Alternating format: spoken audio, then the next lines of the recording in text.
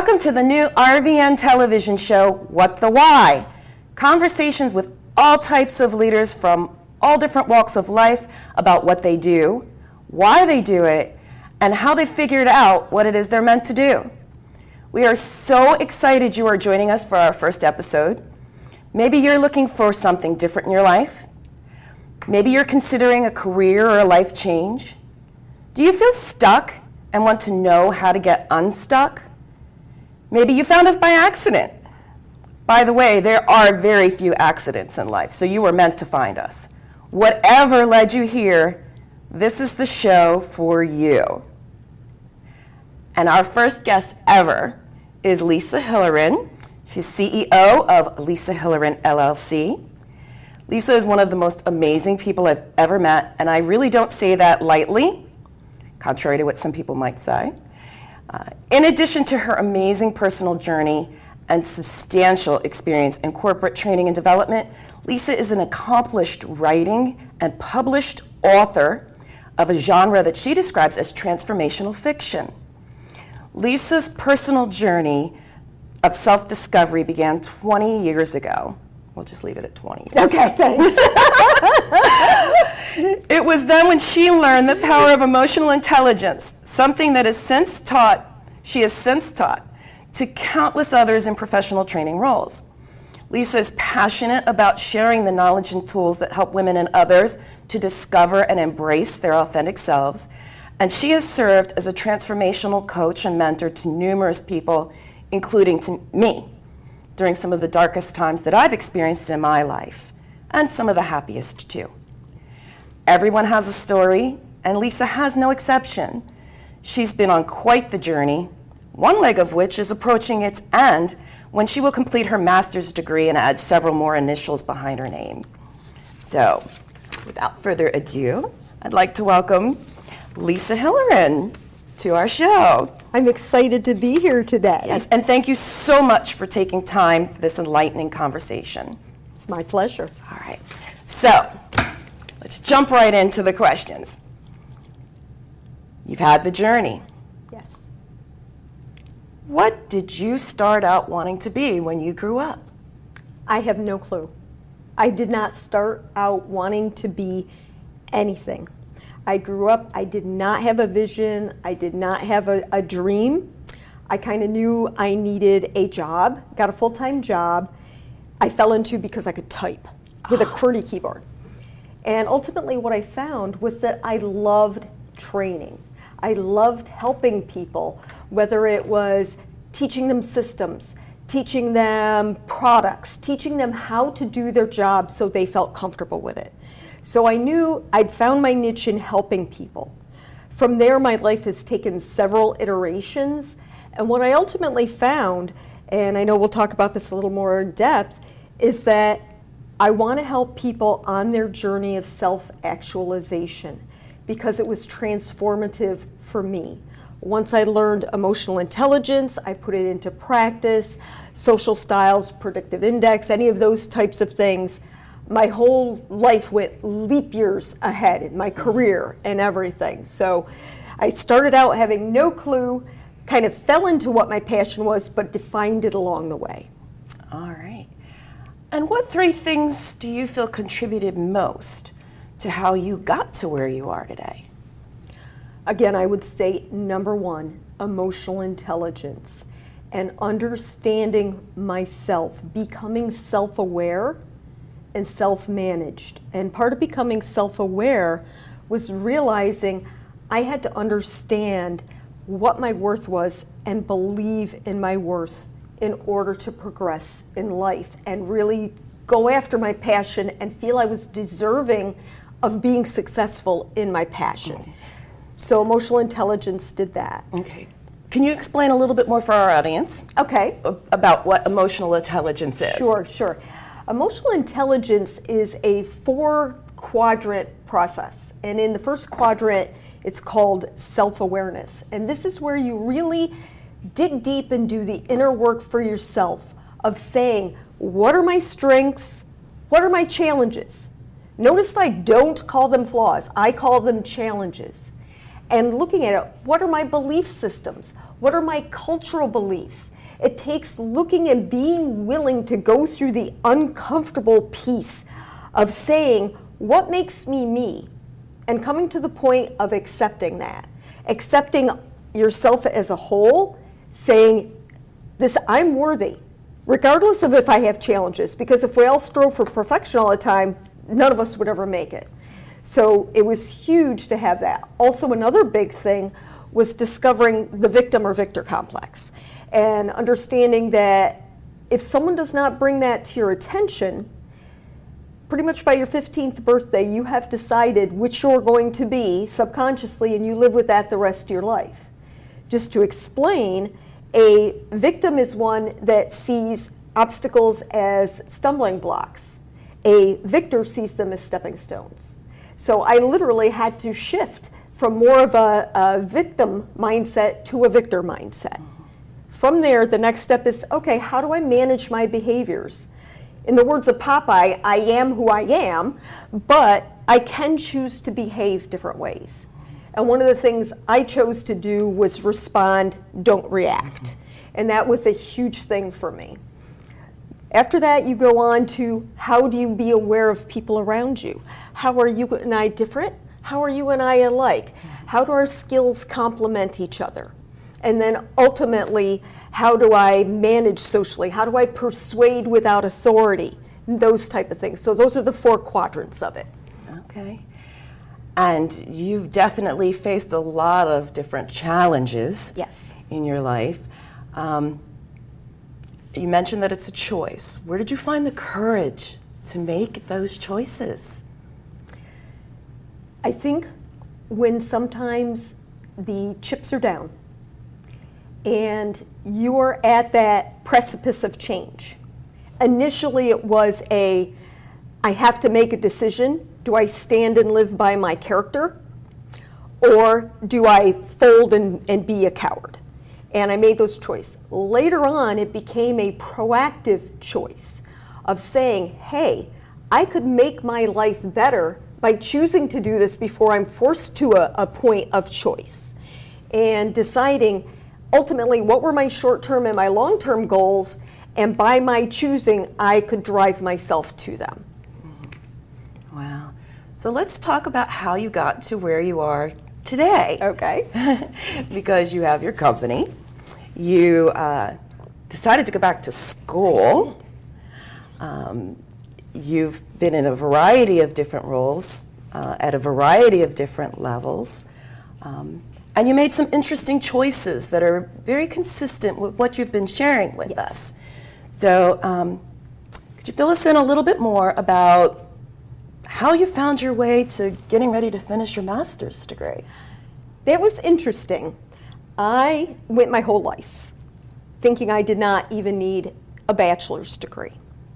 And my father always told me that you need a 4-year degree, you need a 4-year degree, and it was almost in rebellion on him that I was like, no, I don't need it. And for many years, I was very, very successful without a degree. However, I got to the point in my life that I want to ultimately move from corporate America into consulting, and I knew I needed the credentials. I may have had all the experience, but I needed the credentials behind it.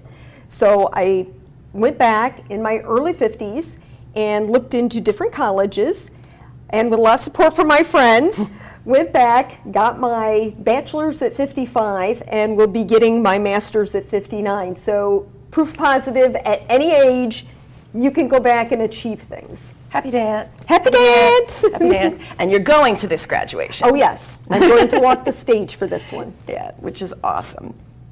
Now this is an interesting question. Normally I wouldn't let people look at the questions in advance, but she's my first guest. So I gave her an opportunity, and one of the questions that you wanted me to ask you is, what is your biggest failure, and what did you learn from it? Okay. And that is a great question. I think everybody needs to be comfortable looking at what went well as what went wrong, and what would you do different next time, because our failures are our greatest learning experiences, and we have to be willing to embrace that and really do a look back. And when I wanted to publish my book, one of the things, it was a very tough time in publishing. Amazon was just coming out. You could become self-published. I decided I was going to go all in and self-publish. The challenge with that is I jumped in both feet, and I was running my own website. I was running all of my own PR. I was running my own financials, my own analytics, everything. And it overwhelmed me. I was still working my full-time day job. I did not have time to write because I was doing everything else.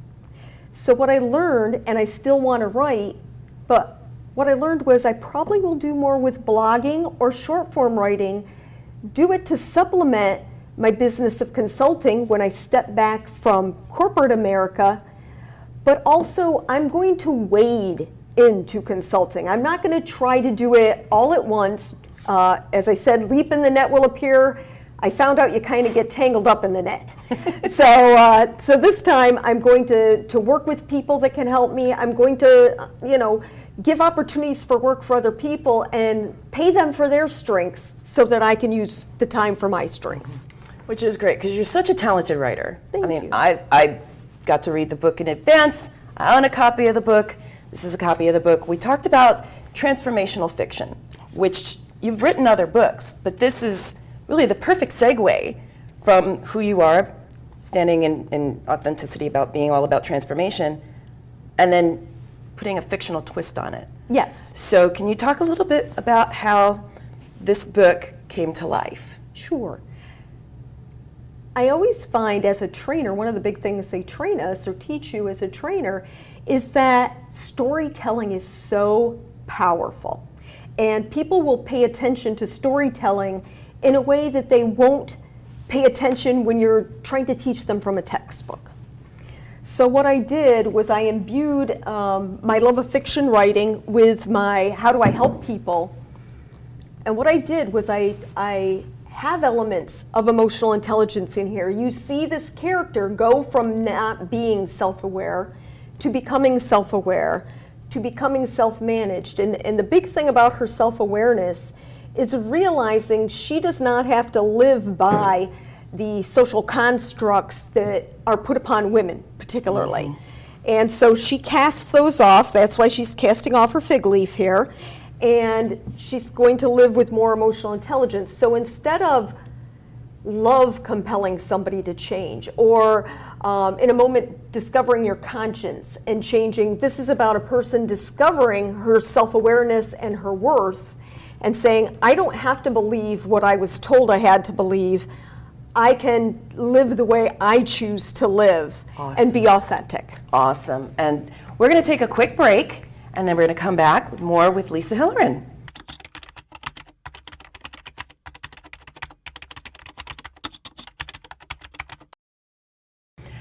Welcome back to What the Why? Conversations with leaders from all walks of life about what they do and why they do it.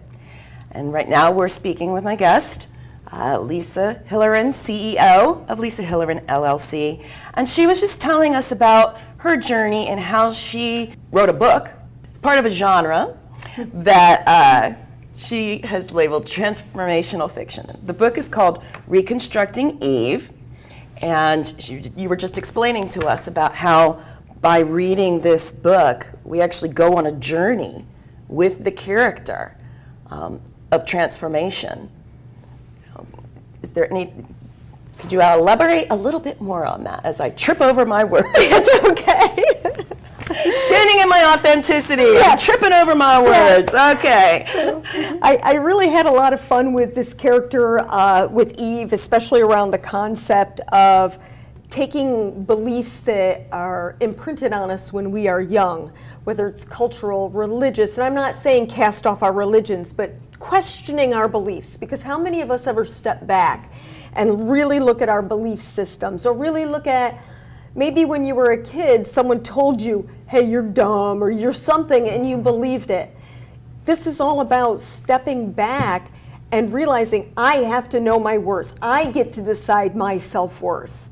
And I have to believe in my self-worth, because if I don't, I'm going to sabotage my own success. So for me, all the whys in the world, all the passion in the world, I can have all of that. But if I don't believe in my own self-worth, I'm not going to let myself have that level of success that I want to achieve. Mm-hmm. Which is actually, you may have just answered my next question, because my next question for you was, what does living your mission or core purpose mean to you? It means that I have helped people. It's very fulfilling to me. If I help people in starting that journey, I am not their sage on the stage. Mm-hmm. I want to be their guide on the side. I love that. And help them go through, because you have to experience it for yourself. And that's why in the book, you're living it through Eve, but it's written in first person deliberately, so you're thinking of I. And for me, fulfilling my purpose is when I see somebody and I see the light bulb go on when they get that self-awareness, or they're willing to jump in there and do that really hard work of looking at yourself, warts and all, and saying, you know what? I love the warts. What I can change, I will. But what I can't, they're part of me, and it's what makes me me and unique. Mm-hmm. So someone watching us right now, either in real time, when the show airs, or on demand, is sitting there in fear, not sure what to do next. What 2 or 3 things would you suggest to them regarding how they can move from a place of fear and feeling stuck to a place where they can find their purpose in life? Great question. One thing I would say is be kind to yourself and listen to your own. The second thing would be, well, first thing, be kind to yourself the way you're kind to others. Yeah. Be as gentle with yourself as you do with others. You're so right. One of my favorite new sayings right now is talk to yourself with the same kind of loving voice that you would talk to your pet. You're so beautiful. That's a great belly. Yes. You know, people say things to themselves they would never say to their best friend or loved one. And that you segue perfectly into my second point. Listen to your self-talk. And say I knock over my cup of water. I'm going to say, oops, I made a mistake. I'm not going to sit here and castigate myself and say, oh, you dumb person, you knocked this over. Try to get away from negative self-talk. The more you do negative self-talk, the more it reinforces the sense that you're not worthy or you're not deserving. You want to have uplifting self-talk and positive self-talk. But by positive, I mean your glass is half full. It doesn't mean you're happy, happy, joy, joy all the time, because nobody is. No, you're not talking about toxic positivity. No. This fallacy that you can be happy all the time. No. So I think the third thing would be really start listing out what gives me joy. And finding out, the things, look back historically, what were you happiest doing? And how can you start chipping away and saying, how can I pursue that longer term, and what would it take in terms of having a coach, having different, what situation would it take to get there? What question have I not asked you that you would like for me to ask you? I guess, where do I go next? Okay. Well, Ms. Lisa Hilleren, about to add 3 more initials behind your name, because we didn't even get a chance, and Lisa's going to be coming back in a future episode because we didn't even get a chance to talk about the fact that she's a certified training development professional through the Association of Talent Development, an insurance designation, a number of other designations. But as you approach the completion of your Master's of Science, where do you go next? Yes, and that is something I've thought a lot about, something that you and I have also talked about, and I'm really looking forward to moving towards a career in consulting. Moving back out of or kind of backing out of the corporate and moving more into a consulting where I can literally, And I love my job. I'm able to teach people different products and different things, but I really want to help them with their journey of transformation. So that's the next chapter. So, let me ask you another interesting question. Someone wants to get into training or learn more about emotional intelligence, or they want to pursue a career similar to the variety of things you've done in corporate training. What advice would you give to them? I did a lot on my own. I think many people believe that they've got to pay oodles of money that they don't have, and oftentimes it's textbook learning. There's a lot of academic books out there on emotional intelligence. If you just go online and Google emotional intelligence, they'll talk in layman's terms about the 4 quadrants. They'll talk about how you do each of them. Read up on that. Look for mentors. Start with your positive self-talk as we, do I look at things as if they are a stumbling block or a stepping stone? If I do that, one of the things I'll need to work on in order to be successful in my passion, whatever that is start working on that belief system.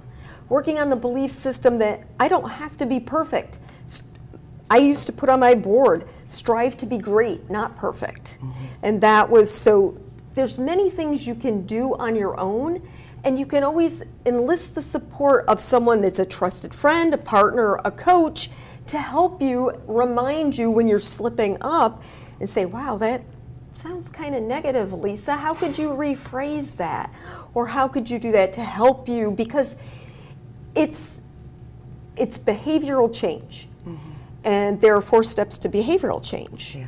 And one is unconsciously incompetent. You may be unconsciously incompetent right now. You may never have heard of victor versus victim. Well, now you've heard and you're like, wow.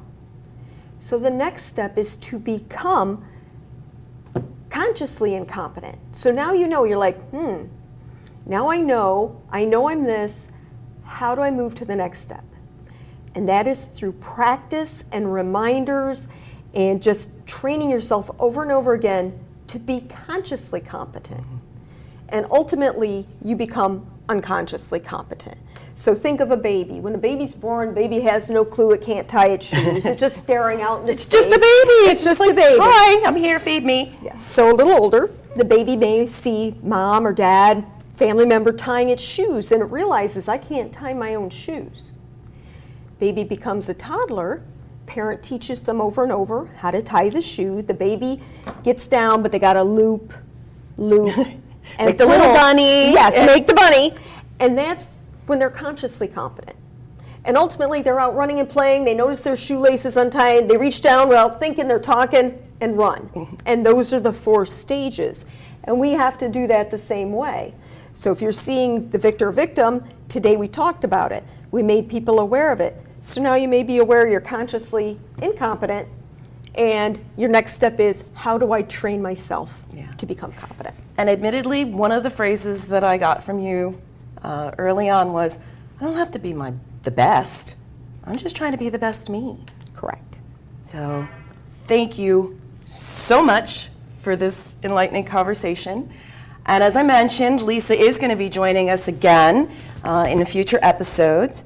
And you can reach Lisa through her LinkedIn page, as well as by emailing her. And I believe that information is going to be posted. You could also reach Lisa through this station, as well as through me as the host of the show. Lisa's the first of many inspiring guests we have lined up. Our guest for our next show is Dr. Candace Rossetti. She's the Dean of Internships and Career Planning at Rowan College of South Jersey. In addition to her passion working with young adults on their career paths, she has some unique talents that you'll have to tune in. See? Just own the mistake. You'll have to tune in to learn more about.